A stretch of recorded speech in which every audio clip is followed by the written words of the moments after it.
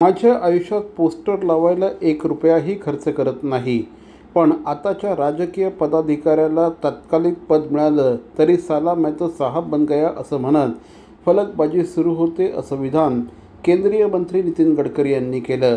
Doctor Kashinath Ghanekar नाट्यगृहात सोमवारी ब्रह्माळा ज्येष्ठ नागरिक संस्थेच्या वतीने सुप्रसिद्ध निवेदक, सूत्रसंचालक, मुलाखतकार सुधीर गाडगीळ यांच्या 75व्या वाढदिवसानिमित्त अमृत महोत्सवी सत्कार सोहळा संपन्न झाला.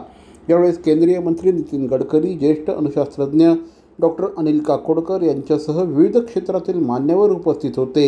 यावेळेस नितीन गडकरी यांनी, माझा अपघात झाला होता तेव्हा दिवंगत रतन टाटा मला भेटण्यासाठी येणार होते, परंतु त्यांना माझ्या निवासस्थानाचा पत्ता मिळत नव्हता, त्यामुळे त्यांनी मला संपर्क साधला. मी म्हणालो, तुमच्या चालकाला मोबाईल द्या, तर ते म्हणाले, मीच वाहन चालवत आहे.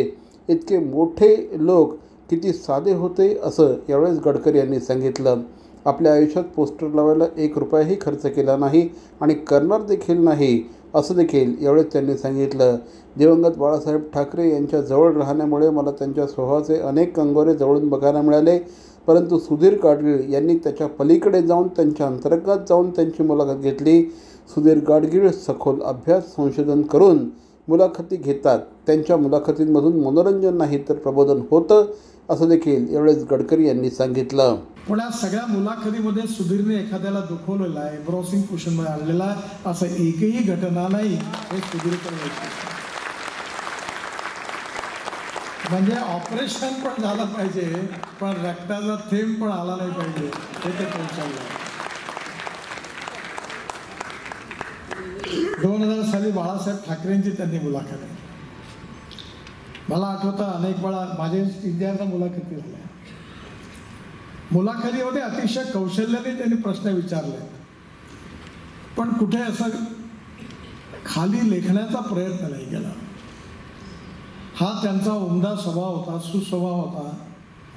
याचा अनुभव अनेक लोकांनी घेतला. त्यामुळे त्यांच्याबरोबर मुलाखत देण्याचा एक वेगळा आनंद मुलाखत करायलाही होता.